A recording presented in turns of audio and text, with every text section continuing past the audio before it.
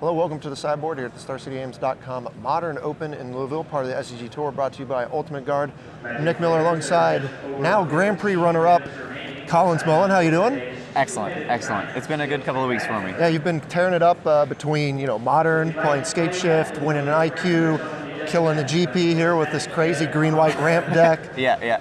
And now you're here playing more Modern. Yep, more Modern. And you've got something different because for the past couple of months I've seen you basically just play ramp decks. Yes, Our Promise has been a good friend of mine recently. But I think that the scape shift of Modern itself is shifting. Mm-hmm. So people are ready for scape shift.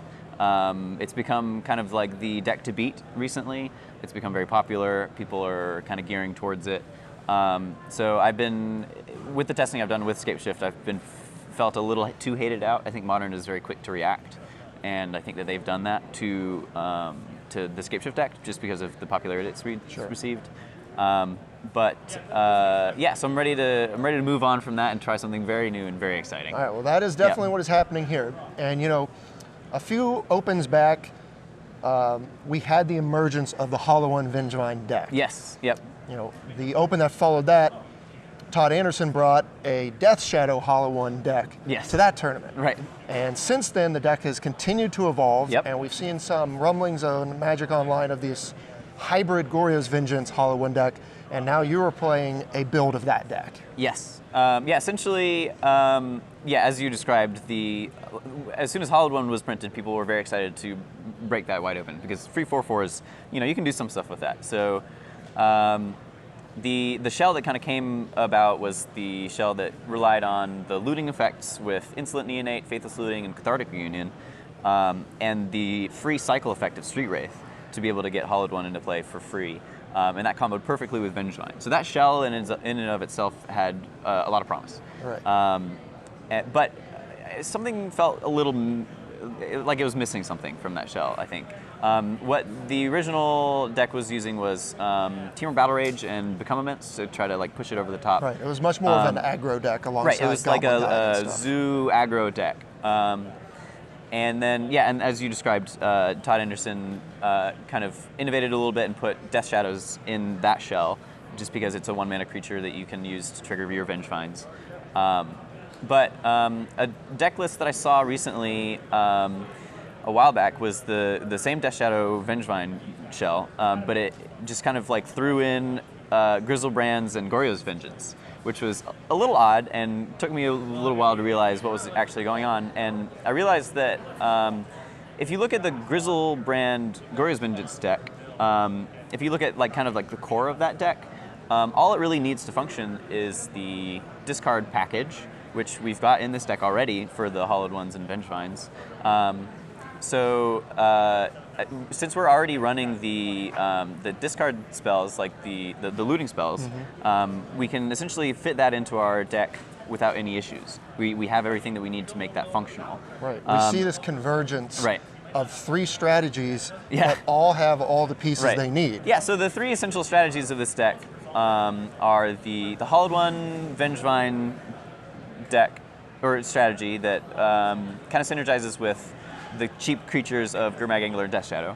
So there's some synergies between those 2 strategies. We've got just the basic play large creatures and Thoughtseize our opponent, and we've got the Grizzlebrand Goryo's Vengeance package. And it's a little counterintuitive, but it works because you run these looting spells, which lets you sculpt your hand into creating the strategy in the particular game of what's kind of coming together.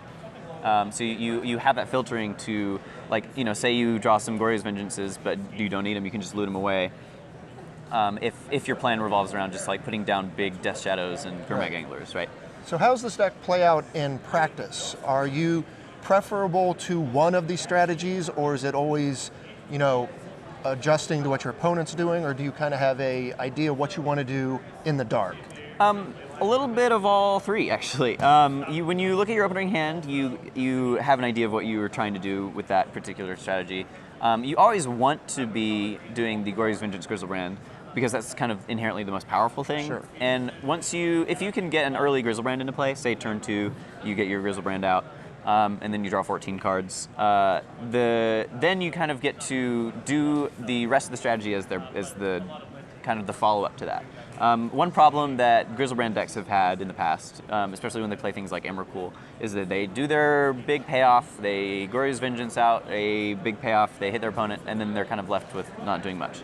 But with this deck, what that allows us to do is we draw a bunch of cards, and then the biggest tech that I've actually found for this deck that people weren't running before that I threw in was Spirit Guides. Sure. The one problem with the Grizzlebrand package here was that when you draw a bunch of cards, when you've got all those cards in your hand, you couldn't really do anything. But the Simian Spirit Guide allows you to discard one, to cast a Faithless Looting, cycle a Street Wraith, and discard your Vengevines from the 14 cards that you have in your hand. And then you can cast 2 free Hollowed Ones, and suddenly, on the turn that you're attacking with Grizzlebrand, you're also attacking with some Vengevines that are going to stick around, and you've got some Hollowed Ones in play. So once you get to that point, you've essentially won the game because you've created this devastating board state and you've drawn a bunch of cards. Not surprising to see Simian Spirit Guide come into a busted deck doing things that you probably shouldn't be doing. Absolutely. As its long history has indicated. Yes. Yeah. Whenever you see Spirit Guide in a deck, it's pretty indicative of they're not doing fair things. You're not trying hard enough in your broken strategy if you don't have Simian Spirit Guide in your deck. Right. All right. So then the other side of the coin is you get to play this reactionary Death Shadow deck. Yeah. And that's also strong against people that are trying to disrupt what you're doing in the graveyard. Right, yeah, Death Shadow is a combo piece with Vengevine to a certain extent, but it also is just an excellent backup plan. If your opponent is disrupting what you're doing, say they thought seize away your Goryo's Vengeance, and they're playing some discard and trying to disrupt you that way, you can just play a big creature, and then all of a sudden you're the one that's ahead on board. And typically the Thoughtseize decks that exist in Modern, the reason that is a powerful strategy is because you can disrupt your opponent and then be ahead on board and close the game out quickly before your opponent has time to draw into something that kills them. But in this strategy, there's just too many angles that you're taking where, so say they Thoughtseize you, they have to take your Goryo's Vengeance, and then you can just like play a Death Shadow. Now you're the one ahead on board and they have to have another answer or a bigger threat, which is hard to do with the Death Shadow. All right, so when you sat down, you said you were moving away from Scapeshift because the format was adapting to that. Yes. Now, the type of cards that hate Scapeshift are much different than the type of cards that kind of shut down the graveyard. Do you feel the format is shifting in a way that graveyard decks are open again? Because Dredge used to be the big thing before Shadow kind of took over. Right, yeah. I do think to a certain extent that the graveyard hate is going away a little bit. It still exists because Death Shadow is still a popular deck and people are still going to be playing their Nihil Spellbombs for that. And so, but there's a significantly less amount of like true graveyard hate pieces like Rest in Peace and Grafdigger's Cage. Those are the cards that this deck really has a problem with. Because if you have a Spellbomb against me, I'm going to be able to rebuild from there. It's not like crippling. And I have the other plan just like playing a big creature. Like the Rest in Pieces and the Grafdigger's Cages are actually problems because they're shutting down my entire Goryo's Vengeance package and all of my Vengevines. Sure. And I think that those are a little less prevalent. Okay. Yeah. All right, well, let's move to the sideboard here. You have a bunch of powerful cards that are reactionary. Kind of looks like all sort of slides into the Grixis Death Shadow build. It does feel a little bit like a Death Shadow sideboard. Liliana's, Collective Brutalities, more Thoughtseizes, and Abrupt Decays is all of this interaction and kind of board control stuff. Yeah. So the Lilianas were something that I threw into the sideboard because one of the strategies that I was having a lot of trouble with this deck was actually the control decks and some of the mid-rangey decks that had good ways of interacting with you, like Abzan was tough sometimes, and Death Shadow could occasionally just Thoughtseize you, disrupt your plan, and then beat you down. So Liliana has actually been an insanely good card in those matchups where Liliana can actually just win on its own. If your opponent only has one threat down and you Liliana just deal with their threat, and we're post board so they aren't really prepared for that happening, you can just really have the Liliana take over the game on its own. Definitely. And so we've got some Thoughtseizes. Those are just kind of an answer to the other combo decks that exist. You just want that sort of disruption. Same thing with Collective Brutalities. They're going to get Spurn, and they're just kind of like a generically good discard spell. Abrupt Decays are There are a few things that I had in mind when I decided to put Abrupt Decays in the deck. That was the Rest in Pieces and the Grafdigger's Cages that I mentioned earlier. Right. But also, one card that I've been struggling a lot against was Scavenging Ooze. Was one of the cards that they played it, and it disrupted my Vengevines and my Grizzlebrands and was just a big threat. So it was kind of difficult to deal with. So Abrupt Decays are just kind of like an answer to that. And they just benefit from being able to, kill whatever threat your opponent has post-board. Then you have your suite of the typical modern hate cards that your deck can play. Yes. So you have your Spell Bombs, your Ancient Grudge, and a Pyroclasm. Right. Rounding out what the rest of the deck is doing.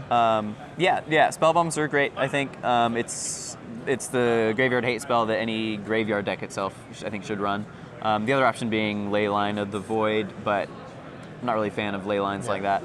And then Ancient Grudge is just kind of like, good against artifacts, and Pyroclasm sweeps up a lot against like other like fast creature decks like Affinity and Elves. Elves is definitely picking up. Yeah, Elves is it was kind of like a nod to Elves, but a Pyroclasm in the board for sure. Well, lastly, let's wrap this up with, you're someone who plays a lot of Modern, and as we started off talking how Modern has changed a bit, where do you see Modern at right now, and where is it going? You want to stay one step ahead in Modern. What do you see? I think it's very important to like have an edge in Modern. I think that the most successful Modern players are people who understand the format and are willing to adapt to that. I think that currently we were in a place where Eldrazi Tron was the best deck, and I think the reaction to that was Titan Shift. Titan Shift came in and kind of punished that a little bit. And now we're kind of in this format where, as a reaction to Titan Shift, the format's getting faster because you need to be able to kill Titan Shift before turn 4, mostly. So I think that a lot of people are playing some faster decks like Storm, things like that. I'm playing this deck because it's very fast, and I want to be able to get under Titan Shift. I think that's where we're at right now. In the future, I could easily see some sort of mid-range deck like Abzan being where you want to be, because that deck is just like very resilient, but is soft to the current Titan Shift builds. But if that ends up getting hated out, then the wheel rotates once again. All right. Well, excellent insight here from you. We appreciate you coming in the sideboard for Collins. I'm Nick Miller. Stay tuned to StarCityGames.com all weekend long for the action here in Louisville.